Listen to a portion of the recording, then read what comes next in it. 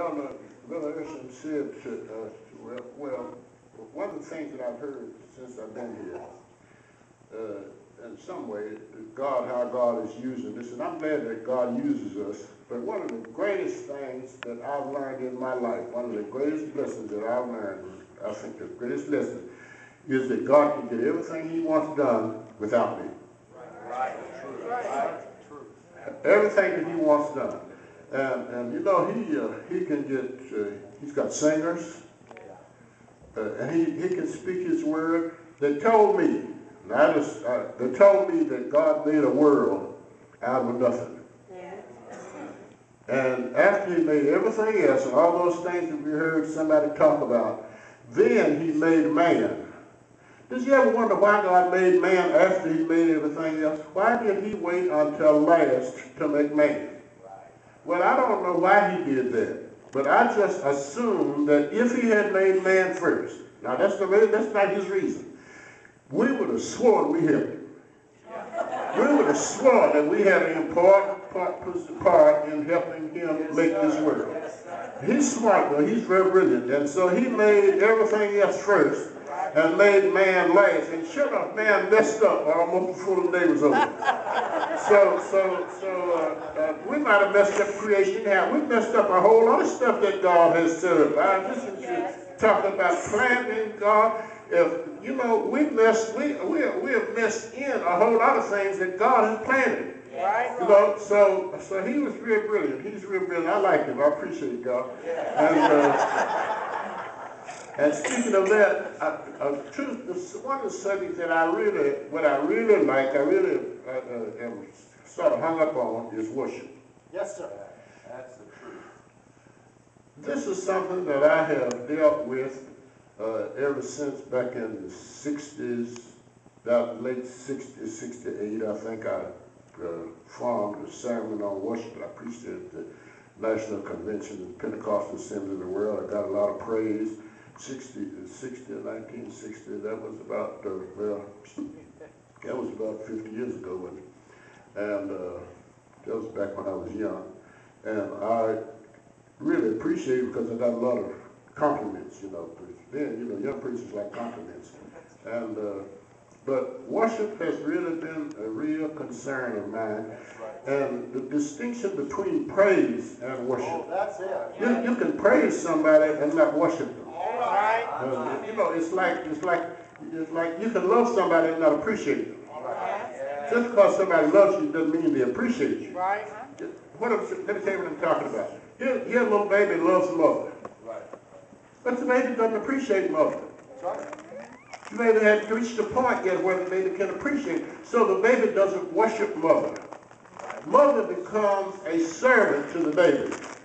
Because mother loves the baby, and the baby loves mother, and mother has to be the servant. And babies, I got a sermon that I would have liked to deal with, but it's been dealt with so wonderfully here that I didn't want to do. Well, it's a lesson, really. It takes a long time. See, my normal time is about an hour and 15 minutes, an hour and a half, and 30 minutes is maybe 45. Thank God. And so that's good for you all, too. But worship, you know, the baby almost controls mother. Now, daddy can tell her, I'm hungry, I want a sandwich. She said, I'm tired. He said, okay, I'll fix it myself. But you can't put that stuff up on the baby. That's right. When that baby gets sleepy, that baby doesn't care whether you're tired, he doesn't care whether you had any sleep last night. When that baby gets hungry, you're going to have a hard time until you give that baby something to eat. That's right. And that baby doesn't care how tired you are at night. You wake up in the middle of the night and cry and wake you up. Your husband wouldn't dare try that. But that baby will wake you up in the middle of the night and lay there and you have to get up. Sometimes you have to get out of bed and a thing wrong with him. You just want attention. Or you get up, carry him, put him on your shoulder, pat him and walk around with him. We got people in church like that. We got some babies in Christ. There's some babies in Christ, Pastor. There ain't nothing wrong with them. They don't want nothing but attention. Huh? That's all. There's nothing wrong. They have the problem is not a real problem. All they want is your attention. And you have to take care of babies. You got to tell them. Well, let me get off of babies. But then we got three. There are at least three. If I can do this quickly, I think there are at least, somebody say at least 3 categories of saints. Now, there's another one that comes to my mind, but I won't talk about it. There are babes in Christ. Right. And they're saved. Paul calls them brethren, didn't he? Yeah. Our brethren could not speak unto you as unto spirit. Pardon me, Paul. You mean they're brethren, but they're not spiritual? Yes. That's right. I heard you say there's some people in our church. There are folk in our churches who are brethren. Right. Yeah. And he said there are babes who are in Christ. Right. These are not people who just dropped in. And these are not people who just got religion. These are babes in Christ. Right. They're saved, but they haven't grown. I heard you. They haven't grown to the point yet where they can even be trusted alone. They have to be cared for. Babies are totally independent. And we have people in our churches that are babes in Christ, and what they need, I heard somebody say they need to grow. And in order to grow, they have to be fed.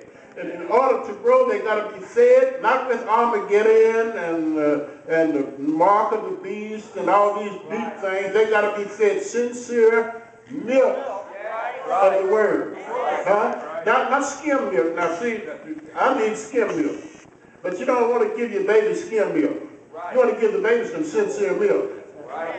And people in the church, I heard you last night. People in the church don't need us preaching a whole lot of skim milk to them. Babies don't need us feeding them skim milk. New saints don't need skim milk. New saints need the rich milk. They need the richness of the word. They don't need me. They don't need me to show how much I know about the book of Revelation. They don't need me to tell them all about, the second coming. They need the skim milk so that they can grow off of it. Sometimes we tell the baby, this ain't what I got to talk about. But sometimes we tell the babies, people to say, well, you got to give them something to do to keep them in the church. Now, my wife and I raised 6 children. One of them, two of them in here. And my wife was pretty tough. Yeah, she didn't play no games with them now. And she said something. Sometimes she didn't say that. She just looked. And that was, that said something. But, I never knew her to give those babies anything to do. None of them had chores while they were babies. You don't have to give babies anything to do to keep them in the family. You got to take care of them to keep them in the family. How in the world do we have to give babies something to do to keep them in the church? Why don't we care for them? Why don't we show them love? Lord, have mercy, help me out, Jesus. Why don't we just show them the love and the concern that we ought to show them and cover them up and keep them, just put up with it, bear with it. We just bear with the baby. After a while, they break your arms. Yeah, they're about to break your back, certainly. But after a while, they get on their own feet and break your heart. But just bear with them. They need to grow. And then they're children of God. Paul talks in Galatians about the children. As long as they're children, they need to be tutored. That's why most saints, I don't know most saints, too many saints never go beyond that tutoring age. Right. We still got to tell them, don't read those books. Yeah. Don't go to that camp meeting. Right. Don't go to church. Don't pay no attention to that preacher, that television preacher. Right. Don't and do this, But children, the parents tell them, it's all right if you come home from school, if you want to play with those Urshan children, that's good. But don't mess with that Moore boy. That boy will get you in trouble. You got to tell them which kids, am I right or wrong? You got to tell them when to put the sweater on. You got to tell them when to wash behind their ears. Huh? Look, the boy, put your sweater on. Mama, I don't need nothing. Don't talk to me, put the sweater on. Don't tell me what you need. You got to be tutored. You have to tell them now it's time for y'all to go to bed. Yeah. And then you got to tell them if all right, y'all, that's time for y'all to go to sleep. Right. Because they have to be, and you got saints, you got to tell those people. We sometimes act like we're scared to tell them. You got to tell them this. Well, thank you, sir. Thank you, Jesus. You got to tell them what to wear. All right. We have to tell children. You got to tell these kids, get your overcoat. I went to Chicago. I needed somebody. I must not be in his child yet.